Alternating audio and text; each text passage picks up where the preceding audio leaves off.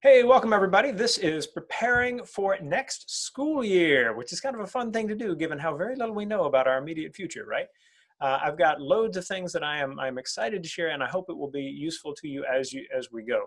For those of you who are familiar with my work, you've seen me in person and/or you've seen me online, you'll know there's the neighbor. You'll know that I bring a lot of energy to what I do. I will be probably a little more serious and staid, with the content this time because I feel that the importance of what we're beginning to explore as we get ready for the next few months in order to be ready for the fall is just very, very important stuff. So if you have ever seen me present before, you'll also know that I use a lot of images, and I only use images from sites where it is legally allowed for me to take and use them, and I will make sure for free, and I cite them as we go, so a little woohoo for citing sources with that as well.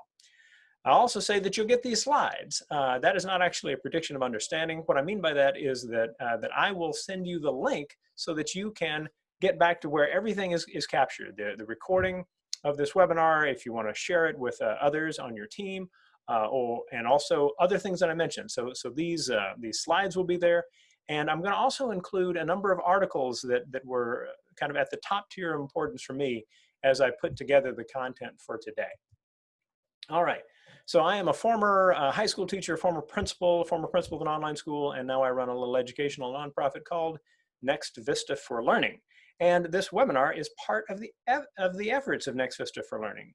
And it's an educational nonprofit I started 15 years ago to highlight creative approaches to teaching and learning.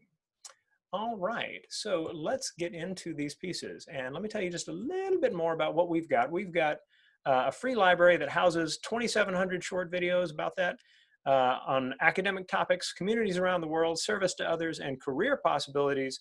And we also have over 600 videos for those looking for help learning English. So stay in touch if any of this is of interest. You will have my contact info as we go as well.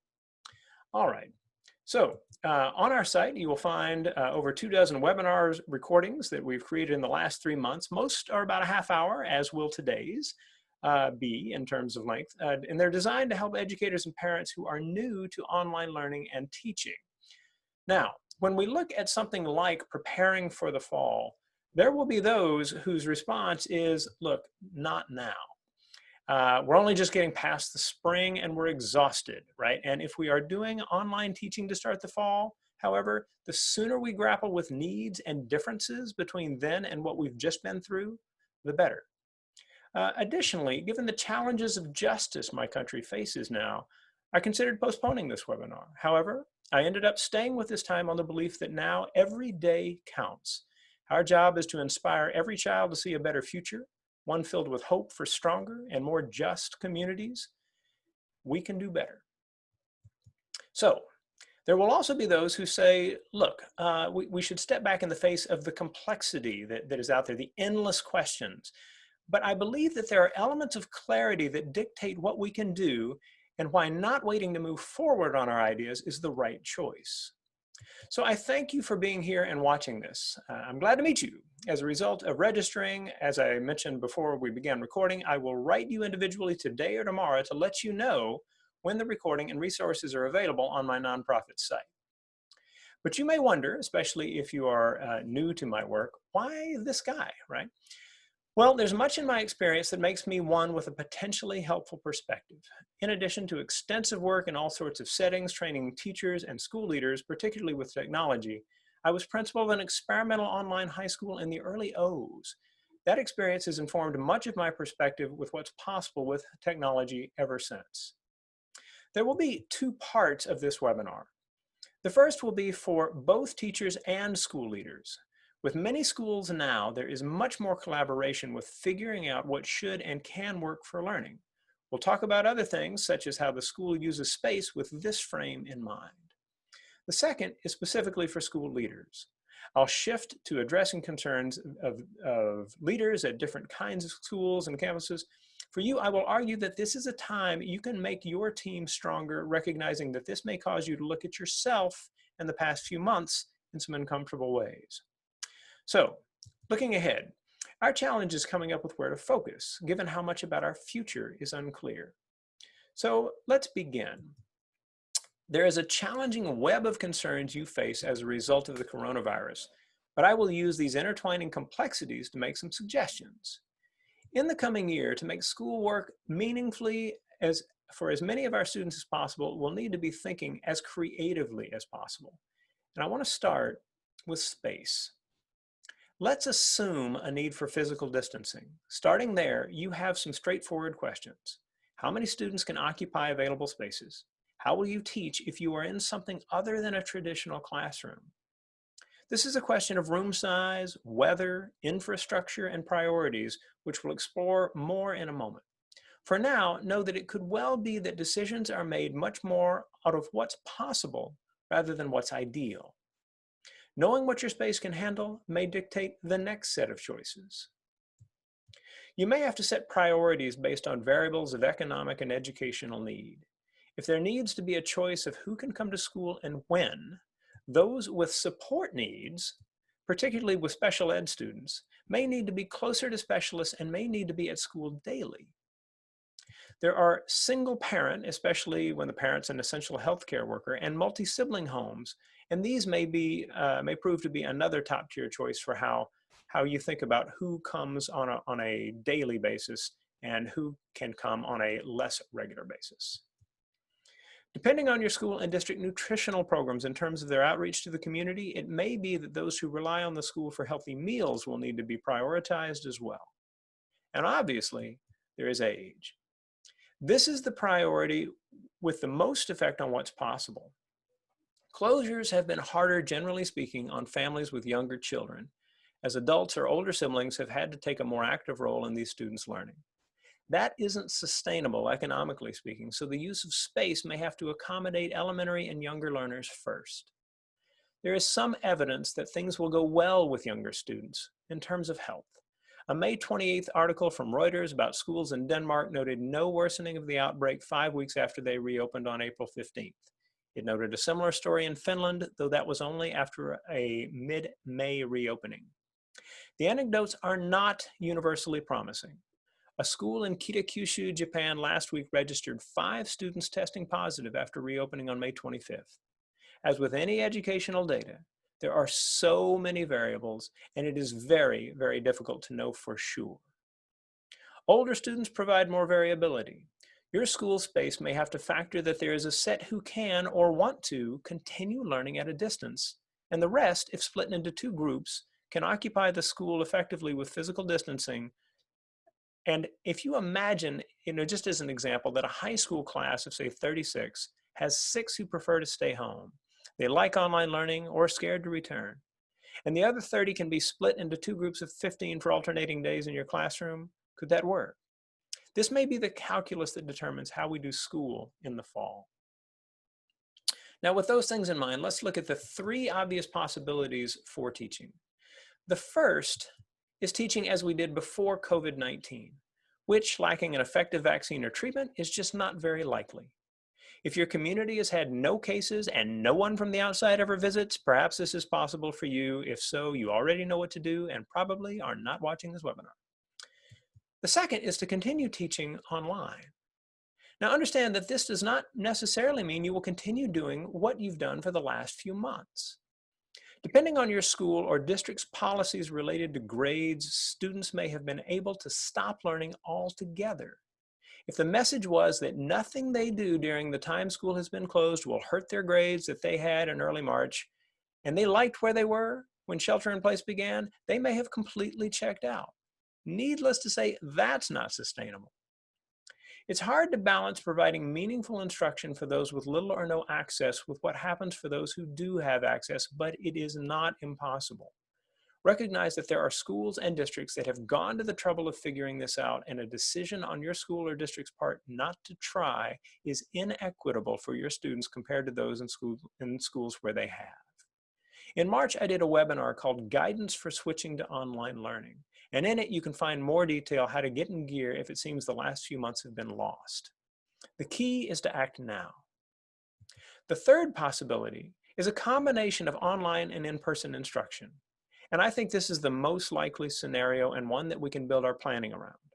Now, why is that? Well, first, assuming the need for physical distancing, the space issue we discussed before prevents everyone from coming to school at the same time.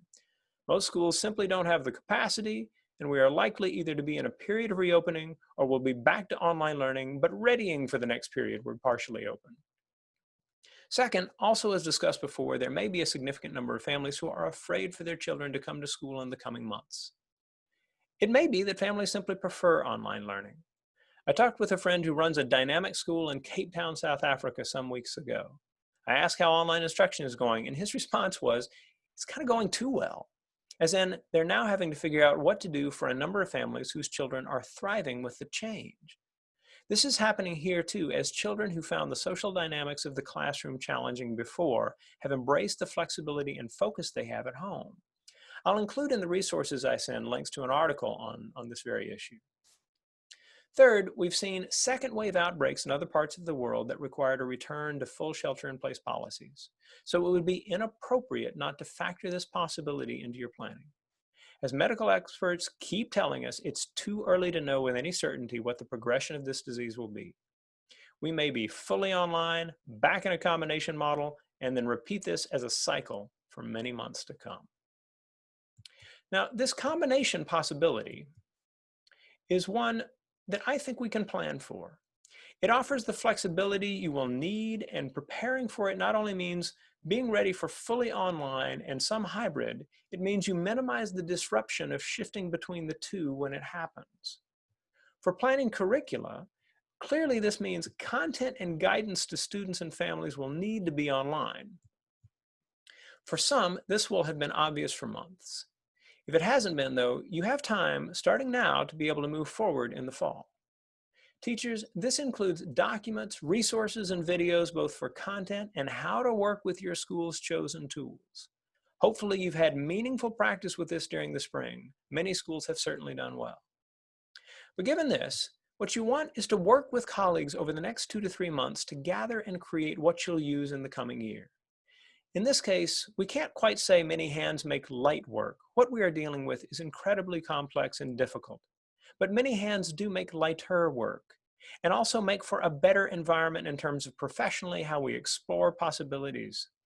You'll be busy enough with individual and small group communication as you work to assess whether students understand content. Don't take on reinventing wheels as well. Whatever tech you need to learn, don't put off getting into it. Work with colleagues as much as you can and use YouTube to learn new things, ideally that you try out with colleagues. I'm going to take you through how you can do this using YouTube as efficiently as possible. In this case, I added the magic words tutorial or tutorial for beginners to Zoom because that is one that many people use. So let's take a look at what comes up. We look at the titles first. That's the obvious move, right?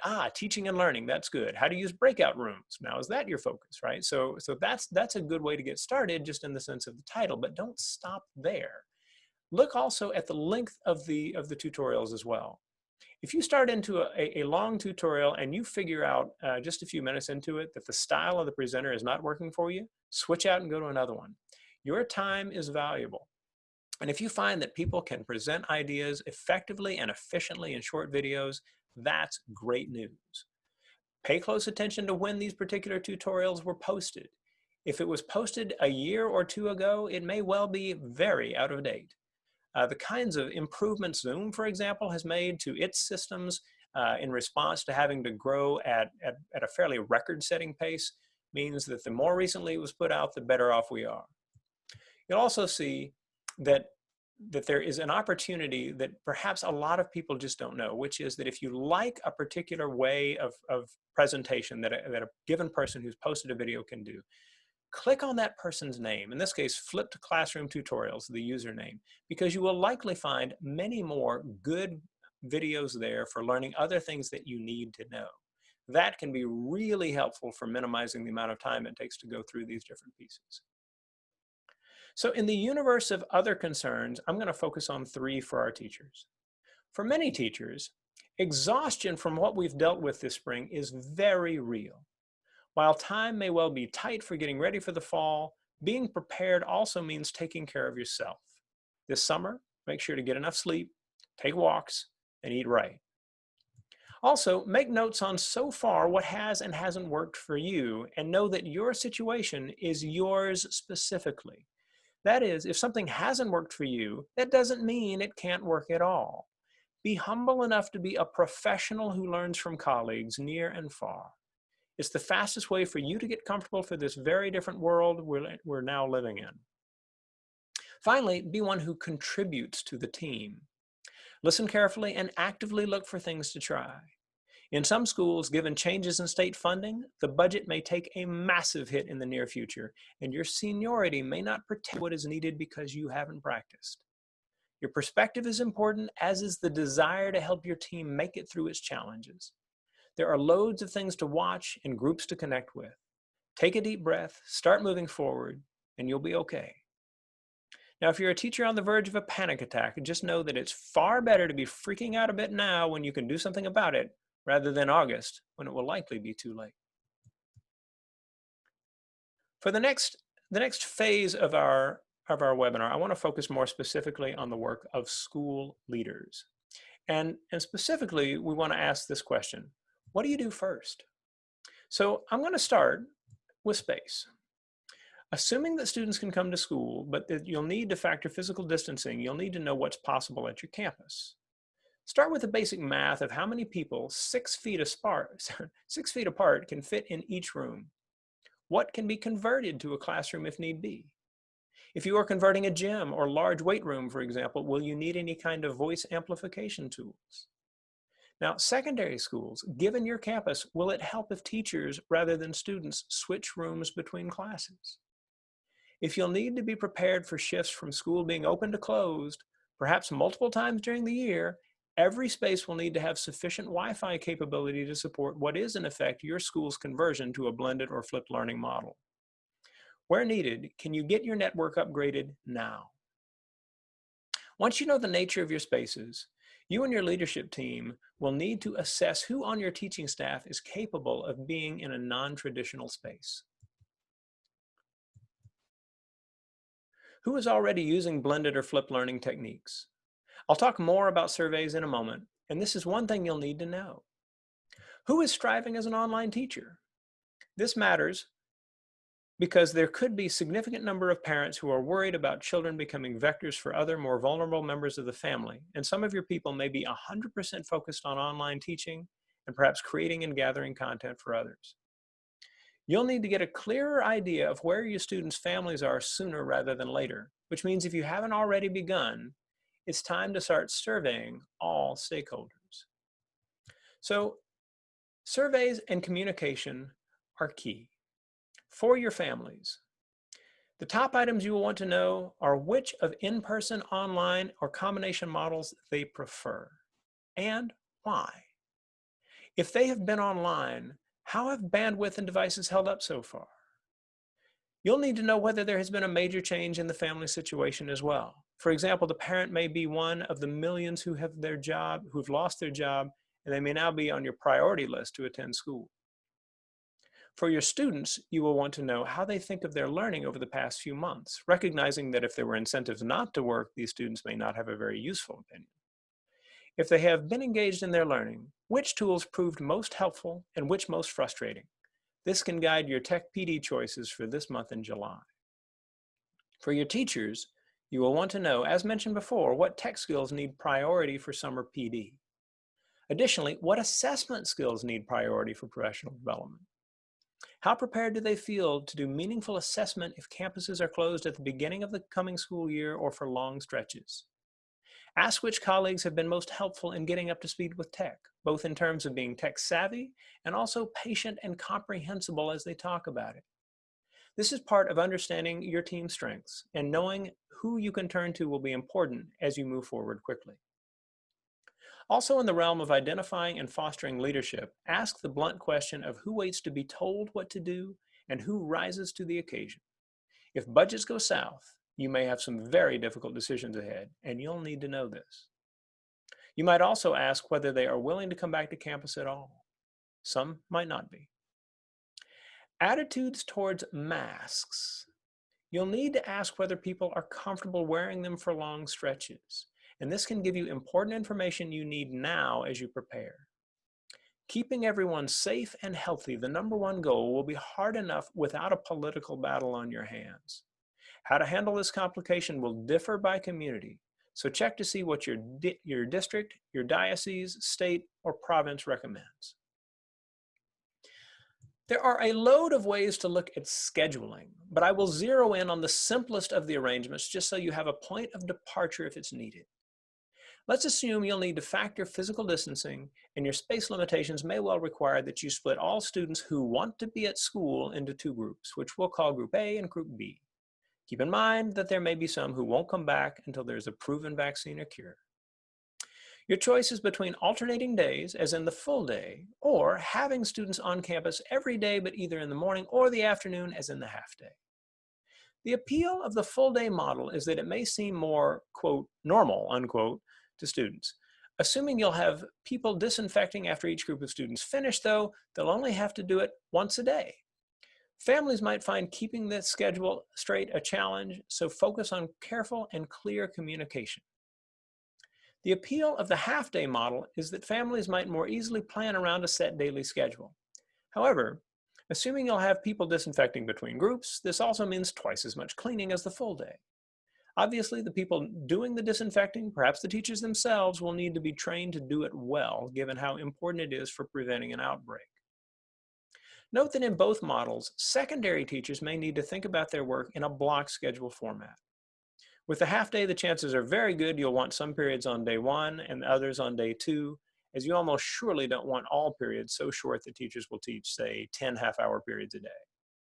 Splitting your attends school population into more than 2 groups could ease the strain on limited space further. And for teaching teams that were able to learn loads about what they can accomplish with online instruction during the spring, this may be a preferable option. Keep in mind that some students, due to factors we outlined before, may need to be at school every day. If some elements of the curriculum have been sacrificed for any reason, this may represent an opportunity for teachers who taught those classes to help in those settings. As one colleague here in the US put it to me, everything is on the table. I want to shift to talking a little bit about silver linings. Much of the content that I've given you so far really has been rather gloomy, but there are opportunities in these circumstances. First, tens and maybe hundreds of thousands of teachers have learned over the past few months that they are capable of quickly learning what they need in order to serve their students. You may now have a team that is more flexible with more talents to draw upon. If so, that will help them approach their teaching more creatively, reaching more students than in the past. It is always important to tell your school's stories of success to the larger community. Given the team's exploration of the new over the last few months, you are in a good spot now to ask for stories of success and to use those stories to better frame your messages and meetings, as well as better communicate with families. In schools that didn't simply default to bland packets or punt altogether, teachers have often taken a hard look at what truly works with what they do. In distance learning, one normally doesn't cover as much in terms of breadth, but if teachers are shedding things of secondary importance along with minimally effective activities such as most worksheets, students could be retaining more and longer. There are surveys that show students who were overscheduled have adapted to more flexible arrangements by developing more self-direction. I suspect that in many of these cases, teachers will have actively encouraged these important life skills. These are things that you can discuss as part of a team in order to foster them across the campus. As a school or team leader, find ways to raise your own game as well. Acting effectively on the surveys you do might lead to a heightened sense on the team that you listen well and value their professional opinions. Checking in via video chat with teachers and staff may mean more individual conversations that rise above mere chit-chat, allowing you to use and see untapped strengths that could benefit the school for years to come. Added facility with all sorts of technologies may also mean new possibilities, from international projects through video to more effective discussion through shared documents. As an example, take a look at the screenshot of this doc here.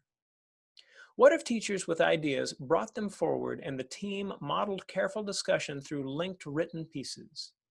Not only might this generate more nuanced and tactful exploration, but you would have strong evidence of your team's professionalism for the next accreditation visit. Going forward, we face this basic issue of, can we build upon strengths that are new to us, that are things that we didn't know we could bring into an online setting, and that we can begin discussing together in ways that, as I said before, our complacency may not have allowed. Going forward, we can make good things happen for kids no matter the setting. It may not be ideal, but it is certainly worth our time to do everything we can to bring a level of personal and professional satisfaction in the jobs we do to every member of our team. I want to toss out some thanks, because putting this material together has required tapping a lot of different sources. As I mentioned, I'll have a number of articles that I thought were especially good, and I want to save special place for some work done at the American School in Japan.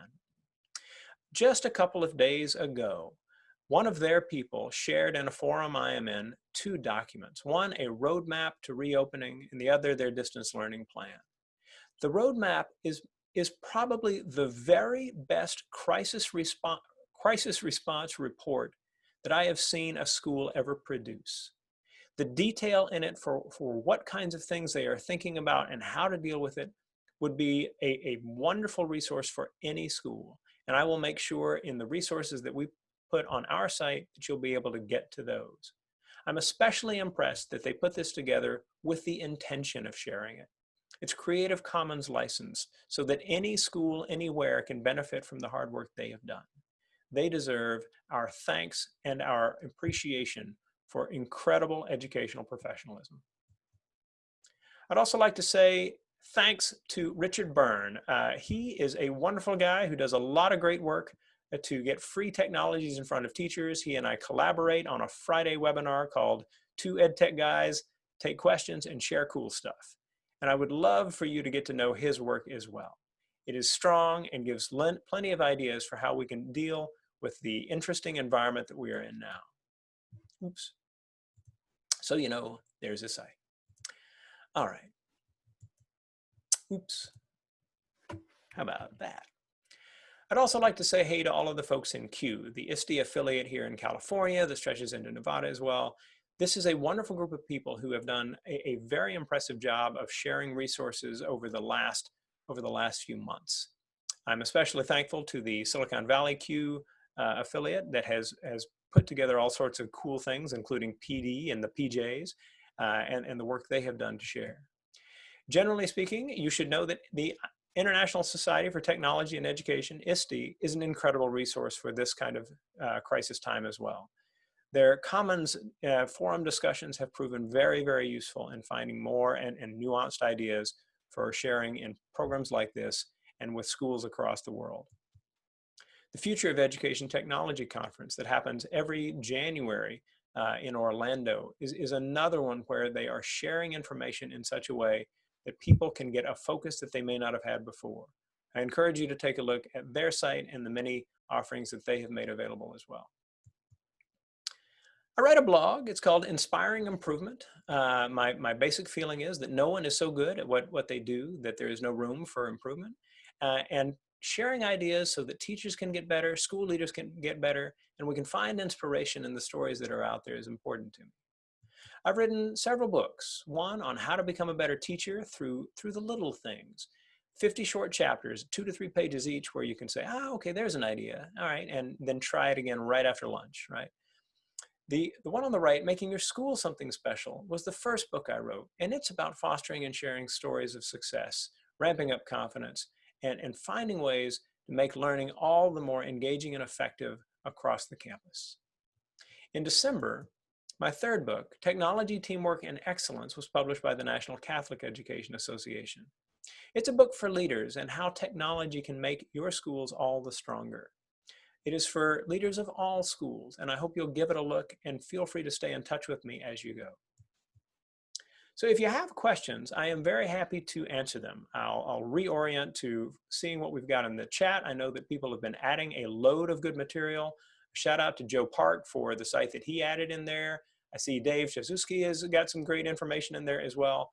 And that we are now in a space where if we are turning to each other, we are finding a lot of good possibilities for each other. We are doing what I referred to earlier, which is making lighter work with the many hands that are now there. This is a time for collaboration.